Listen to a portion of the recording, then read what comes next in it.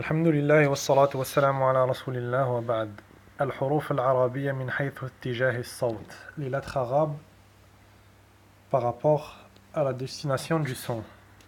الاستعلاء والاستفال. C'est quoi الاستعلاء et c'est quoi الاستفال? Quelles sont les lettres musta'liya?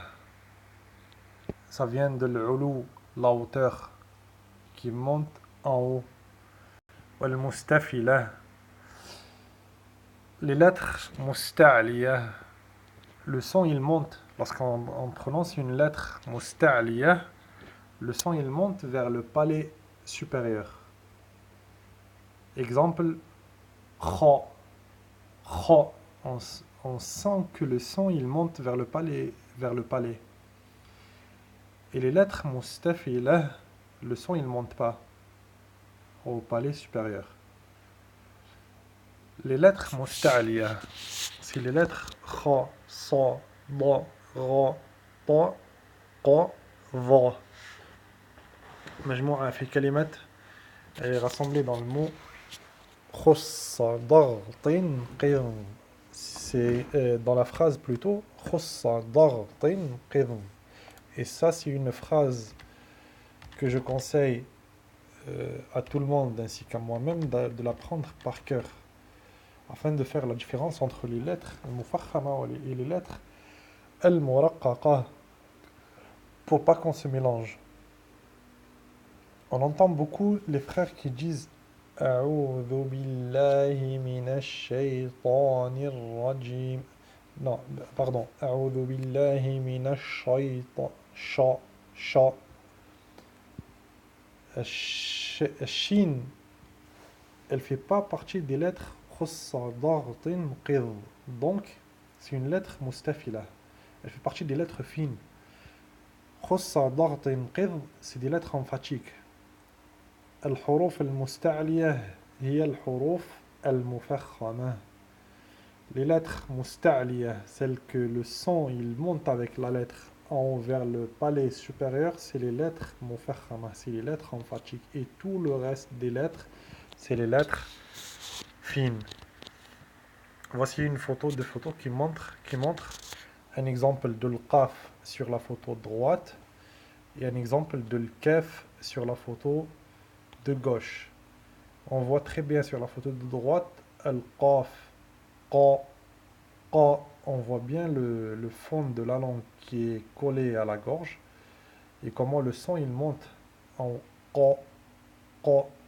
Et al-kaf qui fait pas partie de la phrase khussa dartin qid.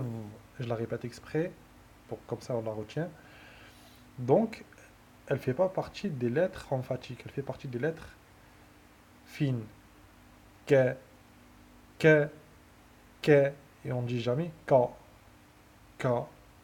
Et ça, je l'ai entendu dans certains pays, ils disent ka. Voilà, donc le harf al-musta'li, ou la lettre al-musta'liya. L'isti'la, c'est une sifa, c'est un attribut, c'est une caractéristique d'une lettre. L'isti'la ou l'istifal, ils font partie des caractéristiques des lettres. الحرف المستعلي, la lettre مستعلية, c'est la lettre emphatique. الحرف المستفل, c'est toutes les lettres, tout le reste des lettres, c'est les lettres fines. التفخيم والترقيق, les lettres emphatiques et les lettres fines. التفخيم لغة هو التعظيم. التفخيم dans la langue, dans le sens linguistique, c'est التعظيم, c'est d'amplifier. واصطلاحا هو سمن يتعرى الحرف فيمتلئ الفم بصداه وذلك لتضيق الحلق وتصعد صوت الحرف إلى قبة الحنك الأعلى وهو مستحق الاستعلاء. En gros, c'est une lettre épaisse, une lettre grosse qui nous met plein la bouche en la prononçant et le son il monte vers le qubba, qubbat al-hanak al-a'la. Sur la photo, le qubbat al-hanak al-a'la, le qubba du palais supérieur, c'est là où il y a les flèches blanches. Et les flèches jaunes, c'est le son, c'est la montée du son. Comment il doit monter le son. Ça, c'est harf al-qaf. التفخيم والترقيق. الترقيق هو نحول يتعرى الحرف فلا يمتلئ الفم بصداه. الترقيق la lettre fine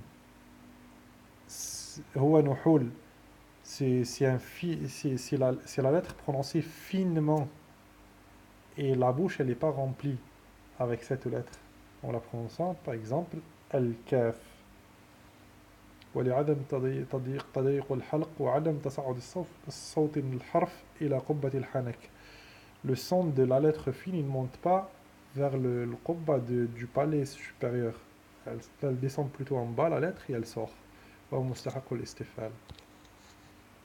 Et on a 3 photos qui montrent la prononciation du mot emphatique avec le fatha, la première photo à droite, avec le dhamma, la deuxième photo, et avec le kasra. Ça, c'est la lettre emphatique, comment elle est prononcée. Ça, c'est la forme de la langue et la bouche. Et après, il y a des degrés de tafrim. Et l'a'imma de tajwid, il y a 2 madhab. المذهب الأول لأبي الأصبغ عبد العزيز بن علي السماتي الإشبيلي المعروف بابن الطحان المتوفي سنة 561 للهجرة. Le premier madhab, c'est l'imam أبي الأصبغ عبد العزيز بن علي السماتي الإشبيلي. المذهب الثاني, c'est le madhab de l'imam al-Qurra Muhammad ibn al-Jazari المعروف. Et voici les détails des 2 madhahib. المذهب الأول المفتوح. Le premier degré de tafkhim, c'est la lettre avec une fatha. Exemple, qala, qad. Elle est plus emphatique que la lettre madmouma. Yaqulu, qu, qa, qu. Qa, elle est plus puissante emphatiquement que le qu. Wal madmoum, et la lettre avec une damma, elle est plus puissante emphatiquement que la lettre maksura. يقول قيل قو قي. أما الساكن فيعتبر مشكولا بحركة ما قبله نحو يقطعون سقناه شقوتنا. Et le deuxième madhab dans tafkhim et tarqiq, la deuxième parole, al-maftouh ma ba'dahu alif, la lettre avec une fatha prolongée, et elle peut être prolongée qu'avec un alif, la lettre avec une fatha. Nahu qala, exemple, qala, il est plus puissant pour ce imam que la lettre maftouha sans la prolongation. Donc qala, elle est plus puissante emphatiquement que qad. Qa, qa. Donc la première elle est plus puissante. Après il vient le madmoum, qu, yaqulu. Après sakin, yaq, suq, shiq. Et après le maksour à la fin.